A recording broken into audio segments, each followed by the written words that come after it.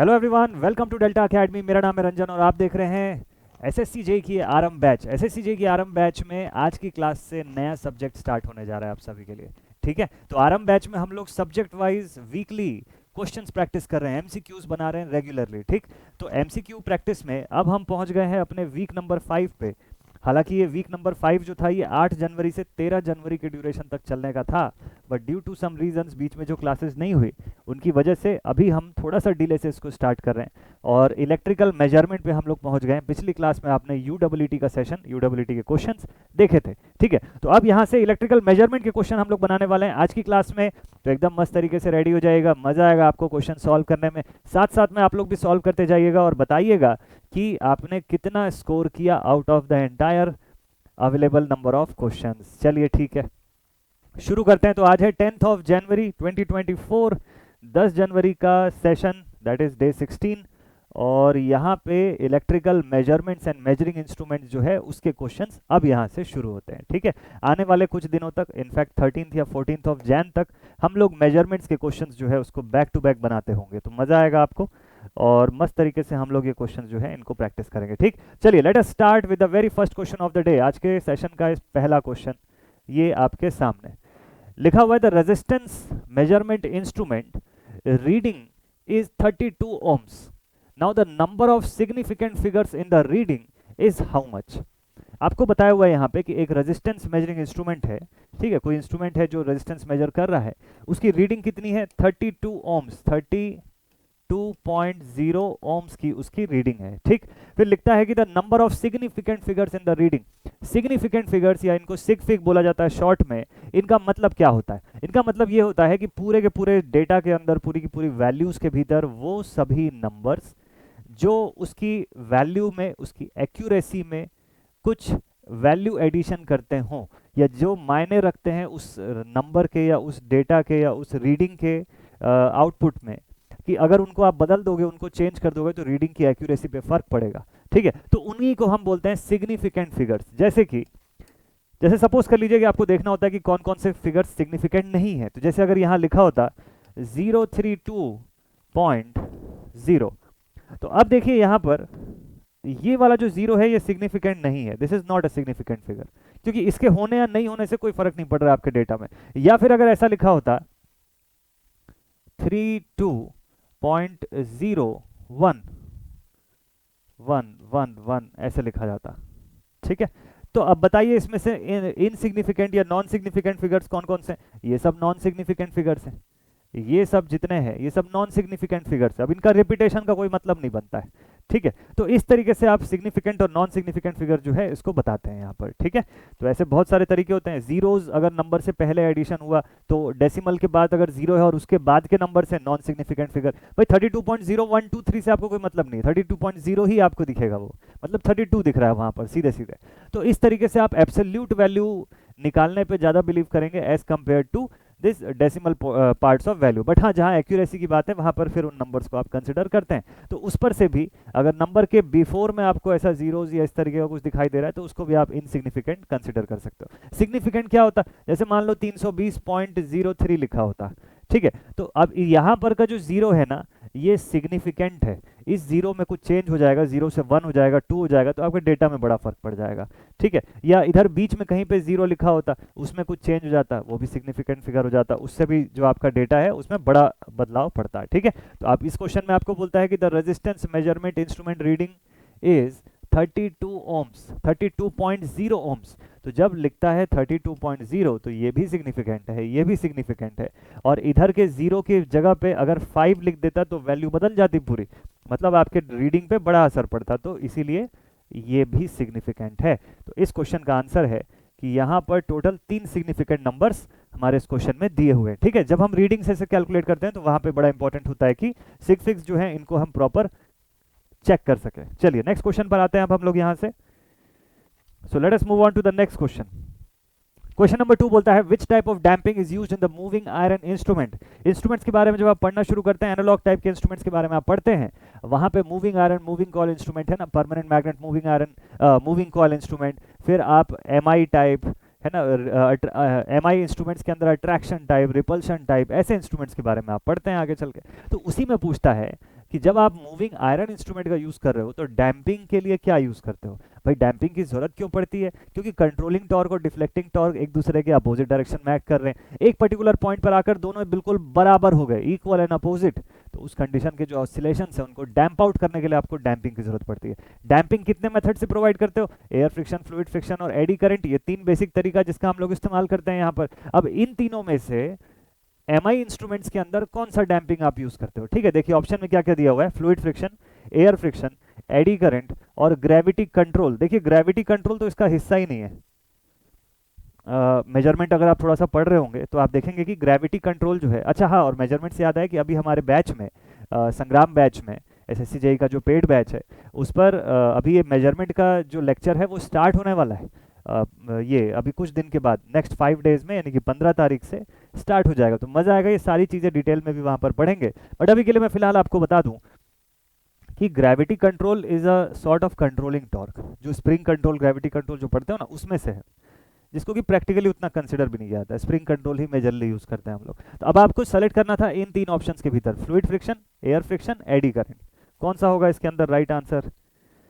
ठीक है, fluid friction damping, ये हो गया यहाँ पे हमारा एयर फ्रिक्शन डैम्पिंग। ये भाई साहब एयर फ्रिक्शन का इस्तेमाल करके उड़ रहे हैं, बहुत अच्छी बात है कि एयर के फ्रिक्शन का यूज करके हम इसका यूज करते हैं। और आखिरी में आता है हमारे पास ये एडी करंट डैम्पिंग, जहाँ पे एक ऐसा एल्यूमिनियम डिस्क जो है उसको सस्पेंड करते हैं हम लोग मैग्नेटिक फील्ड के भीतर, और वहाँ पर एसी सप्लाई दे करके हम एडी करंट्स का क्रिएशन देखते हैं। ठीक, यहाँ पर कौन सा यूज होता है? मूविंग आयरन इंस्ट्रूमेंट्स के केस में कौन सा वाला डैम्पिंग मेथड जो है वो मोस्ट प्रेफरेबल रहेगा? सोच के बताइएगा, कौन सा मेथड जो है वो मोस्ट प्रेफरेबल रहेगा? ठीक है, इस क्वेश्चन का राइट आंसर है, देखिए जब मूविंग आयरन इंस्ट्रूमेंट की हम लोग बात कर रहे हैं यहाँ पर एयर फ्रिक्शन डैम्पिंग सबसे ज्यादा प्रेफर्ड रहना चाहिए। एयर फ्रिक्शन डैम्पिंग जो है वो सबसे ज्यादा प्रेफर्ड रहना चाहिए इसके भीतर। ठीक है, air friction damping most preferred. हम लोग मूविंग आयरन इंस्ट्रूमेंट को एसी सप्लाई, डीसी सप्लाई दोनों पे यूज कर सकते हैं। लेकिन रही बात जब मूविंग कॉइल इंस्ट्रूमेंट की आप बात करोगे ना, जैसे पीएमएमसी इंस्ट्रूमेंट जिसको हम लोग बोलते हैं, तो मूविंग कॉइल्स के साथ लिमिटेशन ये हो जाती है कि इनका यूज खाली डीसी सप्लाई पर हो सकता है। एक्यूरेसी तो बहुत अच्छी देते हैं ये लोग, लेकिन यूसेज खाली डीसी सप्लाई के लिए लिमिटेड हो जाता है इनका, और उसी लिमिटेशन की वजह से एडी करंट डैम्पिंग भी नहीं दे सकते हैं। क्यों? क्योंकि जब डीसी सप्लाई पे दे रहे हो तो इनके लिए एसी सप्लाई कहाँ से लाओगे, और बिना एसी के एडी करंट कैसे क्रिएट करेंगे आप? तो इसीलिए एडी करंट डैम्पिंग भी कैंसिल आउट हो जाता है यहाँ पे। तो एयर फ्रिक्शन डैम्पिंग जो है, इसका मैं डायग्राम आपको दिखाता हूँ। हाँ जी, ये हो गया हमारा ग्रेविटी कंट्रोल मेथड। ठीक है, ये भाई साहब ग्रेविटी कंट्रोल की वजह से उड़ रहे हैं, इनका कंट्रोल जो है ग्रेविटी पर से छूट गया, वापस आ जाइए, बहुत बढ़िया। चलिए अब बात करते हैं हम लोग यहाँ से एयर फ्रिक्शन डैम्पिंग की। इस तरीके का दिखाई देता है स्पिंडल के साथ। ये सेक्शन आप समझ लीजिए कि टॉप व्यू के तौर पे देख रहे हैं, यहाँ से बोर्ड से ऐसे स्पिंडल बाहर निकली हुई है। ठीक है, यहाँ से बोर्ड से ऐसे स्पिंडल जो है इसको ऐसे बाहर निकला हुआ समझिए। तो अब इसके घूमने से ये सेक्शन पूरा रोटेट हो रहा है, और मीनवाइल पिस्टन जो है एयर चैम्बर के साथ अटैच्ड है, और जैसे जैसे ये पॉइंटर किसी एक दिशा में घूमता है ये पिस्टन भी बैक एंड फोर्थ मूवमेंट करती है। ठीक है, जब डिफ्लेक्टिंग टॉर्क आपका है ना, जब आपका डिफ्लेक्टिंग टॉर्क जो है और कंट्रोलिंग टॉर्क जो है वो बैलेंस आउट हो जाता है, बराबर हो जाता है, उस पॉइंट पर आपको डैम्पिंग प्रोवाइड करता है ये पूरा पोर्शन। ठीक है, चलिए नेक्स्ट अगले क्वेश्चन पर आते हैं हम लोग। अब अगला सवाल बहुत जोरदार तरीके से यहाँ पर ब्रेकिंग हो रही है, आप देख सकते हैं। ब्रेकिंग के ऊपर ही बेस्ड क्वेश्चन लिखता है कि the braking torque of the induction type single phase energy meter is braking torque of induction type single phase energy meter, इसके बारे में पूछा है। ये ब्रेकिंग टॉर्क जो है इसका रिलेशन किस तरीके का होता है? पहला ऑप्शन बोलता है directly proportional to the square of the flux, flux की स्क्वायर वैल्यू के प्रोपोर्शनल होता है, बिल्कुल सही बात है। दूसरा ऑप्शन बोलता है directly proportional to the flux, नहीं, फ्लक्स के स्क्वायर वैल्यू के प्रोपोर्शनल रहता है, ये फ्लक्स के स्क्वायर वैल्यू के हिसाब से प्रोपोर्शनल रहता है। तो फ्लक्स में जरा सा भी चेंज करोगे तो ऐसा चेंज आएगा यहाँ पे, ये देखिए इस तरीके का चेंज आएगा, इतना खतरनाक ब्रेकिंग हो जाएगा। ठीक है, तो इस तरीके से इस पे वर्किंग होता है। इनवर्सली प्रोपोर्शनल का सवाल ही नहीं उठता, और इनवर्सली प्रोपोर्शनल नीचे भी लिखा है, उसके आगे पढ़ने का कोई मतलब ही नहीं है। तो ब्रेकिंग टॉर्क की जब हम लोग बात करते हैं टाउ बी के फॉर्म में जब हम लोग लिखते हैं, किसके लिए? Braking torque for induction type single phase energy meter, इसको कैसे हम लोग रिप्रेजेंट करते हैं? इसको लिखते हैं हम लोग K of phi square upon R E, K of phi square upon R E into N into R, ये इसका एक्सप्रेशन रहता है। फ्लक्स से आपको रिलेशन पूछा है, फ्लक्स से रिलेशन में आप देख लीजिए, directly proportional to the square of the flux, ये एक्सप्रेशन इसका बनता है इधर से। ठीक है, तो ये फाई जो है ये इसी फ्लक्स को रिप्रेजेंट कर रहा है यहाँ पे। डिस्क का रेडियस जो है वो हम लोग यहाँ पे बता रहे हैं कि जो डिस्क होगा हमारा, जिसमें ब्रेक लगा के इसने रोका है, उस डिस्क का रेडियस जो है उसको आर के फॉर्म में आप वहाँ पर शो कर रहे हो। ठीक है, ऐसे ही। और एन क्या हो गया अपना, स्पीड हो गया मशीन का।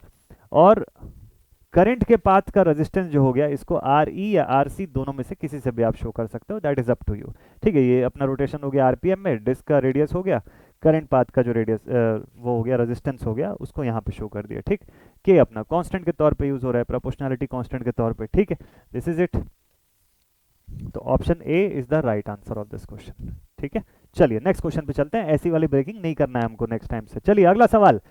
नेक्स्ट क्वेश्चन बोलता है, a moving coil instrument has a full scale deflection at 50 millivolts and 10 milli ampere. Moving coil instrument है, full scale deflection, FSD value जो है करंट की भी गिवन है, वोल्टेज की भी गिवन है। ठीक, the value of shunt resistance required to be connected to convert it to a 0 to 5 ampere का एमीटर इज व्हाट। इस तरीके का इंस्ट्रूमेंट है कंस्ट्रक्शन वाइज। असलियत में हमारा कौन से इंस्ट्रूमेंट के तौर पे हम लोग यूज कर रहे हैं? देखिए एफएसडी आपको किसके लिए दिया है, करंट का भी दिया, वोल्टेज का भी दिया, तो you can use it either wise. मतलब आप इसको एज अ वोल्ट मीटर या एमीटर दोनों फॉर्म में यूज कर सकते हैं डिपेंडिंग अपॉन द डेटा। लेकिन फिलहाल क्वेश्चन में आपको बोला है कि इसको एमीटर के तौर पे यूज करने के लिए शंट कितने का लगाएं कि ये 0 से लेके 5 एम्पियर तक की करंट को मेजर कर सके। बहुत बढ़िया। तो लेट अस सपोज कि यहाँ पे आपका एमीटर जो है इस तरीके से लगा हुआ है। ठीक, ऑब्वियसली इसकी रेंज एक्सटेंशन करने के लिए आप क्या यूज करेंगे, शंट ही यूज करेंगे ना, RSH का इस्तेमाल करेंगे आप। ठीक है, करंट जो है, मैक्सिमम करंट जो है वो 5 एम्पियर की हमको भेजनी है इसके थ्रू। और अभी ये कितनी करंट ले सकता है? अभी फिलहाल इसकी क्षमता है कि ये 10 मिली एम्पियर की करंट ले सकता है। क्या मीटर की रेजिस्टेंस गिवन है? मीटर की रेजिस्टेंस तो नहीं गिवन है, कैलकुलेट करना पड़ेगा। चलो ठीक है, लेकिन एक अच्छी बात है कि हम वोल्टेज गिवन है इसका। वोल्टेज कितना है इसका? फुल स्केल डिफ्लेक्शन वोल्टेज 50 मिली वोल्ट्स, यहाँ से यहाँ तक का। ठीक है, इतना ही डेटा गिवन है ना, इतने से आप सॉल्व कर लेंगे। अगर आपको मल्टीप्लाइंग फैक्टर जो होगा अगर वो याद होगा तो उससे भी बना सकते हैं आप। ठीक है, I/IM वाले फॉर्म में। नहीं भी याद होगा तो ओम्स लॉ से बना सकते हैं, तरीका वही है। ओम्स लॉ में थोड़ा सा टाइम लगेगा, it will be a time taking process, but बन तो उससे भी जाएगा। तो चलिए देखते हैं, बोर्ड पर इसको सॉल्व कर लेते हैं। ठीक है, तो ये हम लोग पहुंच गए स्क्रीन पर, और यहाँ से देख लेते हैं सबसे पहले तो अपनी सर्किट कैसी रहेगी, है ना। ऐसी कुछ सर्किट बना लेते हैं इसके ऊपर। ये एमीटर हम लोगों ने लगा लिया यहाँ। ठीक है, so this is our ammeter. यहाँ पर दिया हुआ है करंट की वैल्यू 10 मिली एम्पियर और V की वैल्यू हमारे पास 50 मिली वोल्ट। हम इससे करंट मेजर करवाना चाहते हैं 5 एम्पियर का, और इसके लिए हम लोगों ने यहाँ पर एक शंट रेजिस्टेंस जो है वो अटैच किया हुआ है, RSH। इसी की वैल्यू पूछ रहा है हमको क्वेश्चन में, लेकिन हमको RM की वैल्यू भी चाहिए होगी इसको अच्छे से सॉल्व करने के लिए। तो अगर मैं मीटर रेजिस्टेंस निकालता हूँ तो ये कितना हो जाएगा, 50 into 10⁻³ divided by 10 into 10⁻³ this value will be equal to 5 ohms. तो मीटर की रेजिस्टेंस कितनी आ गई, 5 ओम्स की आ गई, है ना। मीटर की खुद की रेजिस्टेंस कितने की है, 5 ओम्स की है। ये डेटा हमको यहाँ से मिल गया। अब इसका कैसे यूज कर सकते हैं हम लोग, इसको कैसे और यूटिलाइज कर सकते हैं इस डेटा को। चलो ठीक है, फुल स्केल डिफ्लेक्शन करंट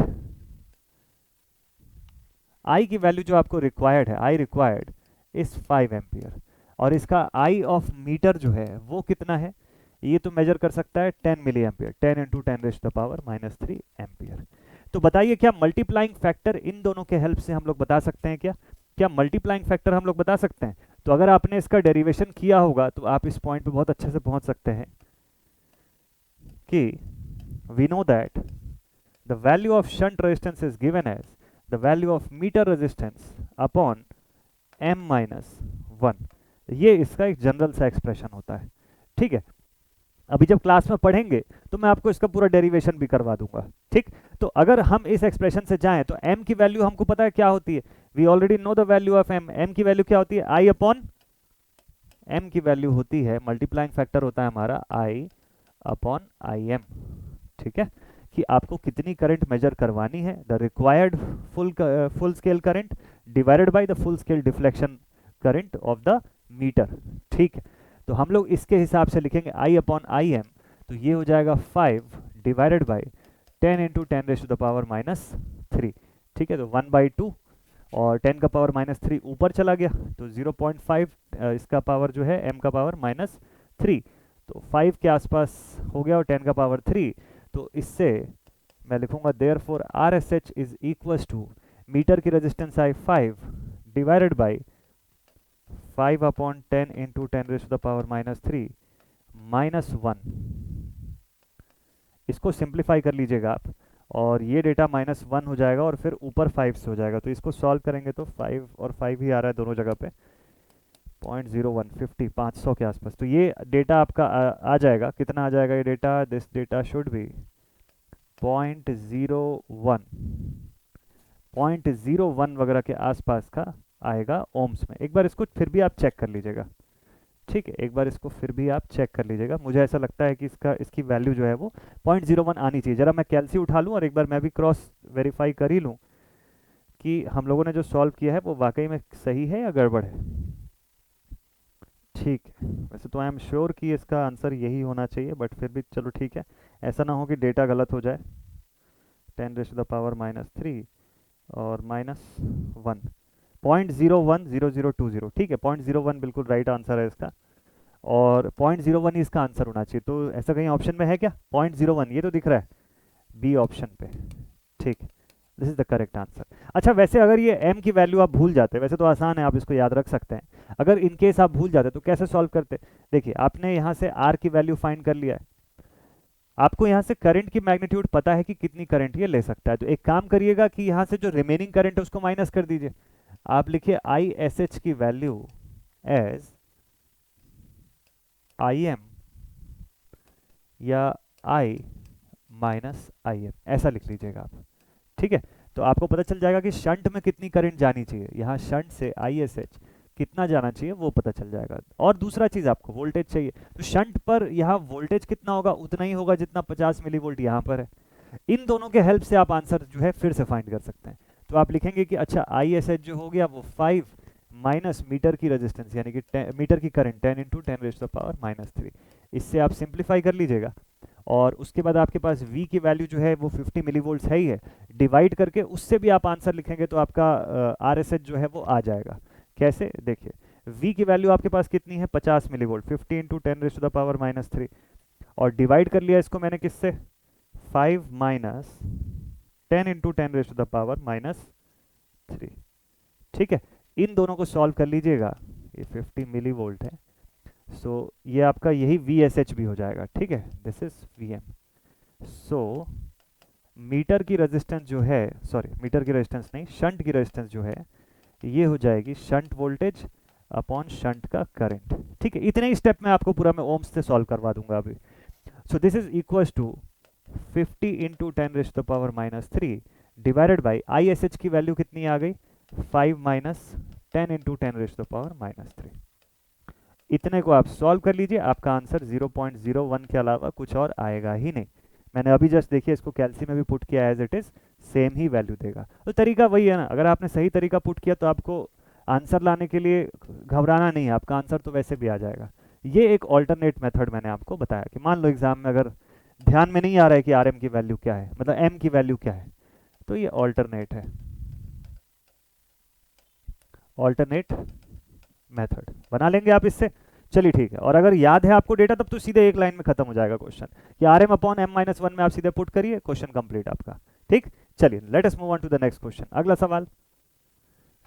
तो नेक्स्ट क्वेश्चन क्या बोलता है भाई? अगला सवाल देखिए कौन सा टॉपिक से आ रहा है। नेक्स्ट क्वेश्चन बोलता है कि if the 2 wattmeter method of 3-phase power measurement in the 2 wattmeter method of 3-phase power measurement if the phase sequence of the supply is reversed then, ऐसा क्वेश्चन हम बना चुके हैं पास्ट में, पहले भी बना चुके हैं कि अगर 2 wattmeter मेथड हम लोग यूज़ करें, 3 फेज सिस्टम है और फेज सीक्वेंस को अगर रिवर्स कर देते हैं तो इनकी रीडिंग्स जो है वो कैसी आएगी?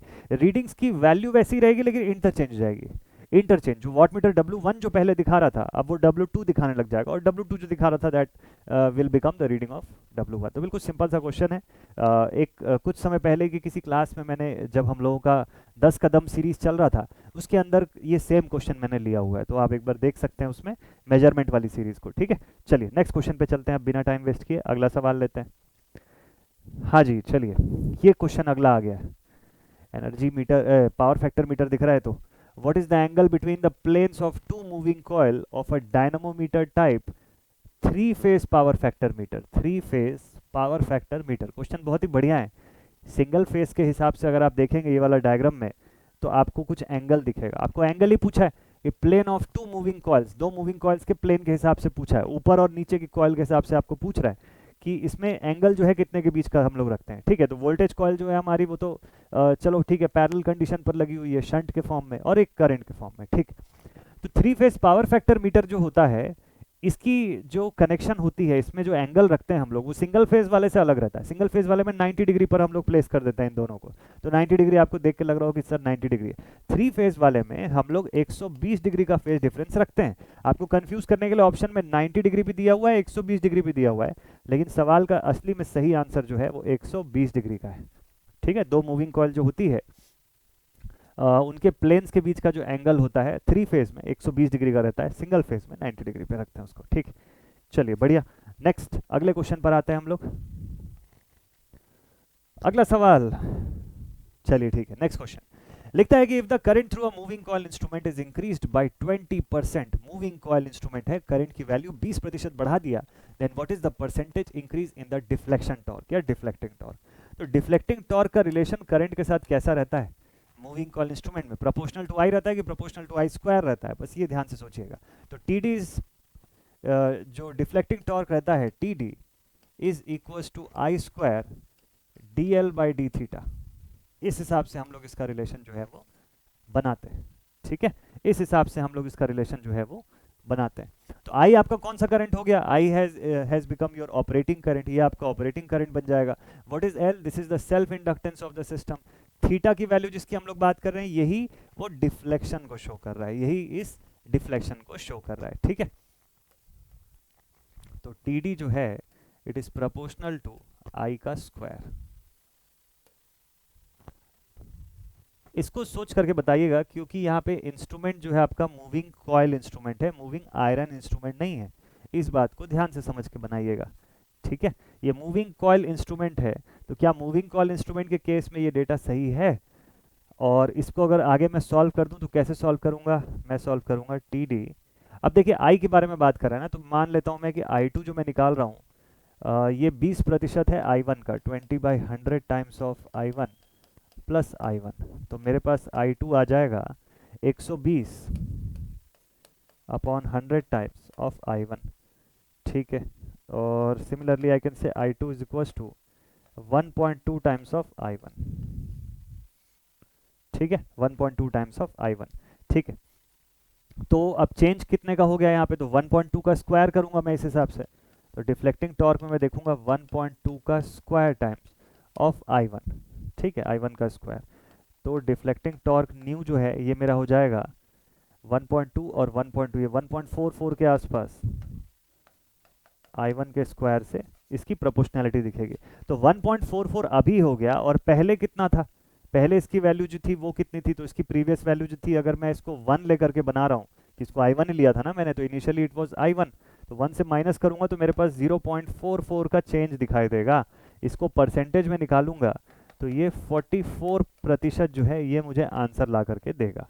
तो इस क्वेश्चन में ए ऑप्शन जो है दिस इज इट्स आंसर। ये तरीका बिल्कुल वैसे ही है जैसे आपको याद होगा कि रेजिस्टेंस के क्वेश्चन में परसेंटेज चेंज निकाला करते थे हम लोग, कि परसेंटेज चेंज कि अगर एक वायर है उसकी लंबाई को 50% बढ़ा दिया तो बताओ अब उसकी रेजिस्टेंस में कितने का चेंज आएगा। उस क्वेश्चन को जैसे बनाते हैं इस क्वेश्चन को भी बिल्कुल उसी तरीके से बनाएंगे।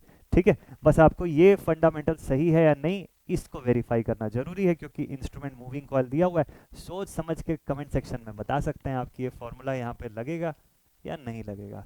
ठीक है, टी डी प्रोपोर्शनल टू आई तो नहीं होता कहीं इसमें। चलिए नेक्स्ट क्वेश्चन पे लेके चलता हूँ आपको।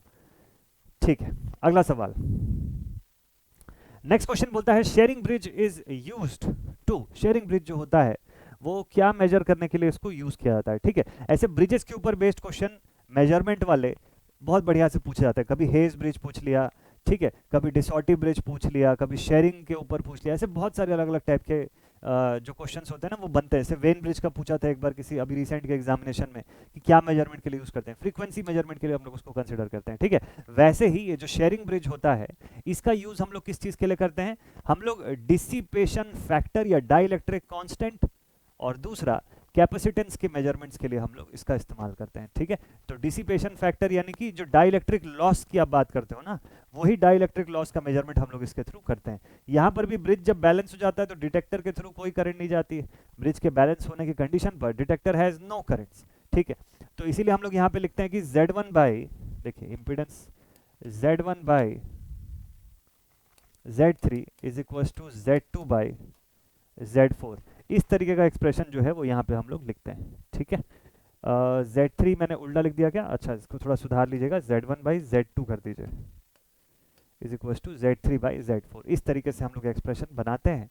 बट फिलहाल हमारे लिए मेन मुद्दे की बात ये है कि इन दोनों का सेक्शन और इन दोनों का सेक्शन जो है, जैसे कि हम लोग उसमें देखते हैं व्हीटस्टोन ब्रिज में देखते हैं, ठीक है, क्या उस यहाँ पे भी वैसे ही देखते हैं क्या, और डिटेक्टर जो है इसके थ्रू करंट जा रही है नहीं जा रही है, ये मेन चीज़। अगर करंट ब्रिज अगर आपका बैलेंस हो गया तो डिटेक्टर से कोई करंट नहीं जाएगी, ठीक है, this is the most important thing. चलिए और दूसरे ब्रिज के बारे में मान लो क्वेश्चन पूछा तो इस क्वेश्चन का आंसर तो फिलहाल डी ऑप्शन है। मान लीजिए आपसे पूछा हेज ब्रिज, हेज ब्रिज के लिए पूछ लिया तो वो किसके लिए यूज होता है, हाई क्यू कॉइल्स के लिए हम लोग हेज ब्रिज यूज करते हैं। हेज ब्रिज किसके लिए यूज करते हैं, high Q, high quality coils के लिए हम लोग यूज करते हैं, ठीक है। हेज ब्रिज के बाद अगर सपोज कर लीजिए कि आपको मीडियम क्यू कॉइल्स के लिए पूछ लिया तो मैक्सवेल ब्रिज यूज कर लीजिएगा। मीडियम क्यू के लिए अगर पूछा तो मैक्सवेल ब्रिज हो गया, हाई क्यू के लिए पूछा तो हेज ब्रिज हो गया, ठीक है। बाकी कैपेसिटेंस के लिए तो ये हमारा है ही शेयरिंग ब्रिज, और फिर वेन्स ब्रिज हो गया फ्रीक्वेंसी के लिए, ठीक है। ऐसे कुछ कुछ एग्जांपल्स होते हैं इसके। चलिए नेक्स्ट अगले क्वेश्चन पर आते हैं, इसी के साथ 8 क्वेश्चन हमारे कंप्लीट होते हैं। नेक्स्ट अगला सवाल लिखता है in a CRO which of the following is are a part of electron gun. Electron gun के कौन कौन से पार्ट्स होते हैं इसके भीतर। फर्स्ट ऑप्शन बोलता है कैथोड, दूसरा ऑप्शन बोलता है grid, third option says accelerating anode, और last option is all of the above. Electron gun का इस्तेमाल हम लोग करते हैं सीआरओ के भीतर, और सीआरओ के भीतर क्या होता है कि देखिए हमको स्क्रीन की ज़रूरत पड़ती है, कैथोड सेक्शन की ज़रूरत होती है, हीटर जो कॉइल होता है, हीटर सेक्शन जो होता है उसकी ज़रूरत पड़ती है, ठीक है। यहाँ पर क्या करता है कि ये इलेक्ट्रॉन्स का एमिशन करता है, इलेक्ट्रॉन्स का एमिशन जो है वो सीआरओ आपका प्रोवाइड करता है, और उसको एक बीम के फॉर्म में लेकर के आता है with the help of the heater that is associated. मैं आपको डायग्राम दिखाता हूँ, उससे आप बता पाएंगे। इस तरीके से देखिए इसकी रीडिंग जो है बाहर स्क्रीन पे आपको इस तरीके की दिखाई देती है, ठीक है। कैथोड रे ऑसिलोस्कोप जो है इसको हम लोग बोलते हैं, और सीआरटी ट्यूब पर ये पूरा जो आउटपुट है फिल्म के तौर पे आपको ऐसे शो करता है, ठीक। यहाँ पर अब क्वेश्चन में बोलता है कि इसमें से कौन सा वाला इलेक्ट्रॉन गन का पार्ट है। देखिए इलेक्ट्रॉन गन का पार्ट जो होता है ना, वो होता है accelerating anode out of this given option. Accelerating anode में आप देखेंगे कि यहाँ पे दो ऐसे सेगमेंट्स रहते हैं एनोड के, और इनके बीच का ये वाला जो पोर्शन रहता है, तो इन दोनों का पोटेंशियल सेम रख के इसकी पोटेंशियल को लो रखा जा सकता है।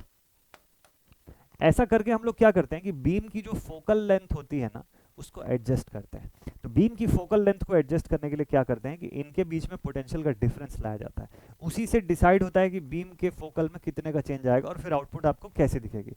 शायद इसका डायग्राम है मेरे पास, मैं आपको दिखाता हूँ, ये देखिए इस तरीके से। तो एक्सेलरेटिंग एनोड वाला जो पोर्शन होता है यही आपको यहाँ क्वेश्चन पे दिया हुआ है। बाकी ये फ्लोरोसेंट ट्यूब स्क्रीन जो है वो गिवन है, पुराने ज़माने में टीवी भी इसी सब प्रिंसिपल पे काम करती थी, ठीक है। अभी जो सीआरओ हम लोग यूज़ करते हैं वो बहुत सारे यूसेज में हम लोग इसको लगाते हैं। आप रेजिस्टेंस मेजर कर रहे हो, इम्पीडेंस मेजर कर रहे हो, फ्रीक्वेंसी शो कर रहे हो, कैरेक्टरिस्टिक चेंजेस शो कर रहे हो, वोल्टेज करंट का, तो ये सारा कुछ आप इसके अंदर दिखा सकते हो, पावर फैक्टर वगैरह का चेंजेस सब इसमें विजिबल है। एक्सेलरेटिंग एनोड, ठीक है, this is the right answer. ये हीटिंग एलिमेंट जो मैं आपको अभी जस्ट बताया था कैथोड साइड पर, और ये अपना फोकसिंग एनोड हो गया। यही फोकसिंग एनोड के चेंजेस पे, इसकी पोटेंशियल की चेंजेस के हिसाब से आपका आउटपुट जो है वो बदलता है, ठीक है। चलिए नेक्स्ट क्वेश्चन पे आते हैं अब हम। इसके बाद अगला सवाल लिखता है कि लीनियर मीटर है with 1% of full scale accuracy. एक लीनियर मीटर 1% की फुल स्केल एक्यूरेसी है, should have dash on the 1 volt range. उस पर कितने ऑप्शन देख के तो समझ में आ रहा है कि डिवीजन की बात हो रही है, ठीक है। तो लीनियर मीटर है 1% का फुल स्केल एक्यूरेसी, 1% का फुल एक्यूरेसी, और आपको पूछा है 1 वोल्ट के रेंज में, यानी कि मान लीजिए यहाँ पे ये 1 दिखा रहा है और इस जगह पे ये 2 दिखा रहा है, ठीक है। और इसकी एक्यूरेसी है 1% of full scale accuracy. Full scale accuracy इसकी 1% है, मतलब 0.01 का इसका एक डिवीजन होना चाहिए, 0.01 का इसका एक डिवीजन होना चाहिए, ठीक। तो 1 इसका पूरा का पूरा ये रेंज है, कितना ट्रेवल कर रहा है ये, 1 यूनिट ट्रेवल कर रहा है। 1 यूनिट मतलब जो भी हो सकता है, ये जो भी चीज़ शो कर रहा होगा, एम्पियर वोल्टेज जो भी है। तो 1 डिवाइडेड बाई इसकी एक्यूरेसी 0.01, इसको आप कैलकुलेट कर लीजिएगा।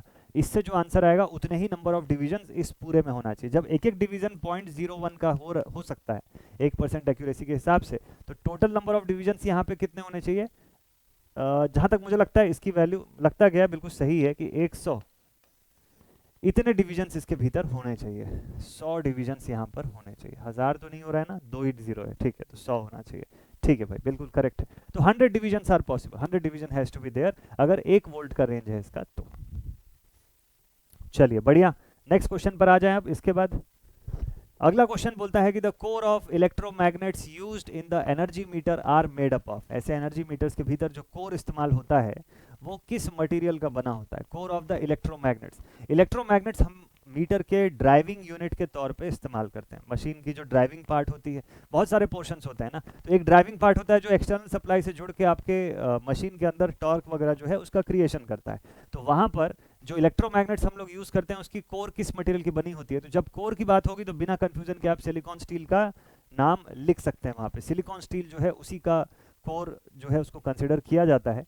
अपर एंड लोअर दोनों सेक्शन जो होता है वो उसी सिलिकॉन स्टील के पोर्शन का बनाया जाता है, ठीक है। तो अपर मैग्नेट पोर्शन जो होता है उसको हम लोग शंट मैग्नेट के जैसे यूज़ करते हैं। जो ऊपर का पोर्शन रहता है इसको हम लोग शंट मैग्नेट के तौर पे यूज़ करते हैं, और इसका काम होता है कि वोल्टेज कॉइल को हैंडल करना, वोल्टेज या पोटेंशियल को शो करना। और लोअर वाला जो सेक्शन रहता है उसको भी 2 पार्ट में डिवाइड करके उसको करंट कॉइल के तौर पे दिखाया जाता है, ठीक। फॉस्फर ब्रॉन्ज का काम आप सिर्फ कंट्रोलिंग के लिए इस्तेमाल करते हो। फॉस्फर ब्रॉन्ज का थिन या हेयर स्प्रिंग जो होता है उसको हम लोग स्प्रिंग कंट्रोल लगाने के लिए यूज़ करते हैं, तो that is a different thing, वो उस काम का नहीं है। चलिए ठीक है, जब जब इलेक्ट्रोमैग्नेट की बात होगी ना तो वहाँ पे फेरोमैग्नेटिक मटेरियल होना चाहिए, वहाँ पे इलेक्ट्रिकल रेजिस्टेंस कम होना चाहिए ताकि एडी करंट्स कम क्रिएट हो। हिस्टेरिसिस कम करने के लिए हम लोग वहाँ पर क्या करते हैं, बेटर क्वालिटी का फेरोमैग्नेटिक मटेरियल यूज़ करते हैं। तो ऐसे कुछ बातों का ध्यान रखना है। नेक्स्ट क्वेश्चन आ गया इसी के साथ, लिखता है कि the meter reads 125 volt and the true value of the voltage is 125.5 volts, ठीक है। Find the static error of the instrument. Machine के अंदर का स्टैटिक एरर कितने का है वो जरा पता लगाइएगा, ठीक। मीटर अभी रीड कितना कर रहा है, तो reading of the meter is 125 volts, ठीक। Reading of true value is 125.5 volts.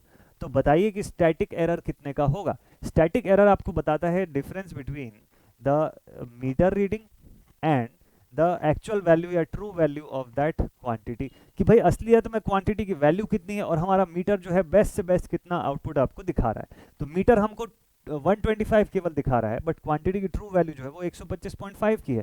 तो दोनों के बीच का जो डिफरेंस रहेगा उसी को हम लोग क्या बोलते हैं, उसी को हम लोग बोलते हैं स्टैटिक एरर, जिसको डेल ई से शो किया जाता है। स्टैटिक एरर को डेल ई से नॉर्मली हम लोग शो करते हैं। नोटेशन इसका किताब में अलग तरीके से रहता है, इसका ए से शो करते हैं लोग, ए एम के फॉर्म में या ए वी के फॉर्म में इसको ऐसा शो करते हैं, ठीक है। तो आप वैसा भी शो कर सकते हैं, अपने ऊपर है। तो this should be equal to 125 minus 125.5, this value is 0.5, और नेगेटिव साइन जो है वो यहाँ पर अलग से दिखेगा। नेगेटिव साइन आपको एरर के लिए बता रहा है, तो ठीक है, तो हम इसको डायरेक्टली 0.5 बोल सकते हैं, ठीक है, कि 0.5 का एरर जो है वो मशीन शो कर रहा है आपका 0.5 वोल्ट्स गिवन डेटा के हिसाब से, ठीक। ऐसे ही बहुत सारे तरीके से एरर्स जो है उसके बारे में भी एनालिसिस करेंगे, और डिफरेंट टाइप के एरर्स जो है उनके बारे में पढ़ेंगे हम लोग, ठीक है। एरर्स में जैसे सपोज कर लीजिए लिमिटिंग एरर बड़ा कॉमन है, उससे भी क्वेश्चन पूछा जाता है, ठीक है। और रिलेटिव स्टैटिक एरर जो हो गया वो हो गया, उससे क्वेश्चन पूछा जाता है। तो इस टाइप के एरर बेस्ड क्वेश्चन और बनाएंगे। चलिए नेक्स्ट अगला क्वेश्चन, लिखता है कि गैल्वेनोमीटर को किस में यूज करते हैं हम लोग। ये तो बड़ा ही आसान सा सवाल है, ये तो मुझे लगता है स्कूल में भी इस टाइप का क्वेश्चन आया हुआ है। चलिए ठीक है, इजी क्वेश्चन भी होना चाहिए। गैल्वेनोमीटर को किस लिए इस्तेमाल करते हैं? देखिए गैल्वेनोमीटर जो है इसको सिंबॉलिक फॉर्म में हम लोग ऐसे जी लिख करके शो करते हैं, बहुत बार बच्चे इसमें कंफ्यूज हो जाते हैं। और सिंबॉलिक फॉर्म में आपको शो करना है तो इस तरीके से आप इसको शो करते हो, लाइक दिस, एरो ऐसा दिखाई देता है। तो गैल्वेनोमीटर की इस सिंबल में और करंट सोर्स के सिंबल में बहुत ज़्यादा कंफ्यूजन हो जाता है कई बार बच्चों को, ठीक है। बट अपने को कंफ्यूज नहीं होना है, हमको ये पता है कि करंट सोर्स की सिंबल जो है हमेशा सिमेट्रिकल टू द कनेक्शन होती है, हॉरिजॉन्टल होगी, सॉरी वर्टिकल होगी या हॉरिजॉन्टल होगी, हर तरीके से वो सिमेट्रिकल शो होगा सर्किट में, ठीक। गैल्वेनोमीटर का काम क्या होता है? लोअर वैल्यू की करंट और उसकी डायरेक्शंस को मेजर करना, करंट का मेजरमेंट या उसकी डायरेक्शन जो है उसको शो करना उसका काम रहता है, ठीक है। Detect the direction of the current, detect the direction of magnetic induction नहीं, साउंड नहीं, और डायरेक्शन ऑफ लाइट भी नहीं। तो बी ऑप्शन बिल्कुल सही है यार, जेन्युइन सा ऑप्शन है। चलिए नेक्स्ट अगले क्वेश्चन पर आते हैं। फटाफट से दो क्वेश्चन और, 14th एंड 15th लिखा है बैलेंस लैगिंग पावर फैक्टर है according to the 2 watt meter method, W1 और W2 की वैल्यू बता दिया है, ठीक है। बोलता है कि आपको total reactive volt ampere Q को कैसे रिप्रेजेंट करेंगे। W1 और W2 की रीडिंग के सम का √3 से मल्टीप्लिकेशन, या Q की वैल्यू इस केस में 1 हो जाएगी, या Q की वैल्यू 0 हो जाएगी, या Q की वैल्यू √3 टाइम्स ऑफ W1 की रीडिंग माइनस W2 की रीडिंग। अगर आपने इसका डेरिवेशन देखा होगा, ठीक है, अगर आपने इसका डेरिवेशन देखा होगा ना, तो इसमें आप आसानी से बता लेंगे कि जो वॉट मीटर की रीडिंग में जब W1 माइनस W2 करते हैं, 2 वॉट मीटर रीडिंग की मैं बात कर रहा हूँ 3 फेज बैलेंस सिस्टम के लिए, तो ये आउटपुट आपको देता है VL IL साइन फाई का। तो ये जो है ना आउटपुट आपको सिंगल फेज रिएक्टिव पावर की बात कर रहा है, मतलब सिंगल फेज सिस्टम का रिएक्टिव पावर आउटपुट बता रहा है। लेकिन हमको क्या चाहिए? हमको 3 फेज का आउटपुट चाहिए, तो हम इसको क्या करते हैं? √3 से मल्टीप्लाई कर देते हैं।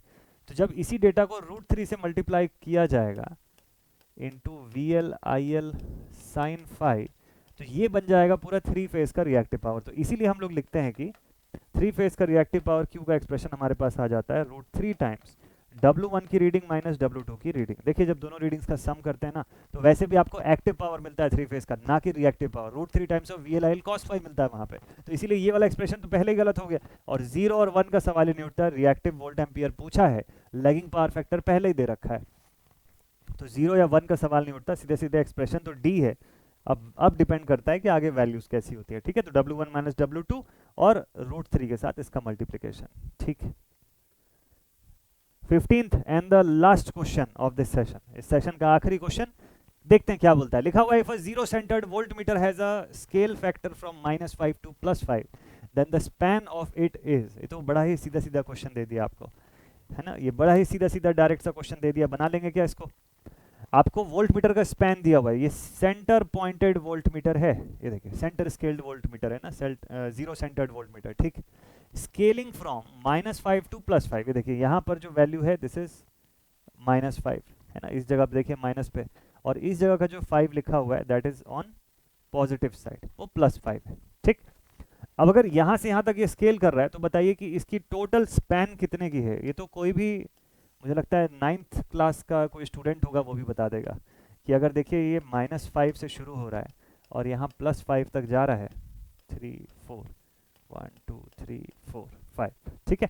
तो अब आपको कोई पूछ रहा है कि इसका स्पैन बताओ, है ना, तो भले मेजरिंग इंस्ट्रूमेंट के अंदर पूछा, बट सवाल जो है वो तो 8th या 9th स्टैंडर्ड के लेवल का सवाल है। इसका टोटल स्पैन होगा 10 यूनिट्स का स्पैन या 10 वोल्ट्स का स्पैन जो है वो आप बोल सकते हैं, इसका total 10 volt is the right answer of this question, ठीक है। आज तो असाइनमेंट क्वेश्चन कुछ भी नहीं रहा, कोई दिक्कत नहीं, असाइनमेंट क्वेश्चन कुछ भी नहीं है, आप आराम से मस्त से रिलैक्स कर सकते हैं और कल के सेशंस के लिए आप और बढ़िया तरीके से मेजरमेंट के क्वेश्चंस की प्रैक्टिस कर सकते हैं।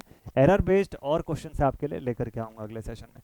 मिलते हैं आप सभी से नेक्स्ट वीडियो में। आज तो बिल्कुल बढ़िया से बेसिक से हम लोग क्वेश्चंस बनाए, अगले वीडियो पे और मस्त तरीके के क्वेश्चंस आपके लिए लेकर के आऊँगा। Take care all my dear students. और हाँ, जाने से पहले एक और इम्पॉर्टेंट सी बात आपको बता दूँ कि आज यानी कि 10 जनवरी को SSC JEE का जो हमारा संग्राम बैच ऑनगोइंग है, उस संग्राम बैच से जुड़ने के लिए ऑफर प्राइस 821 रुपीज़ को एंजॉय करने का आज एक और लास्ट डे है। तो भाई यहाँ पर आपको डेल्टा अकेडमी लाइव ऐप जो है उसको डाउनलोड करना है।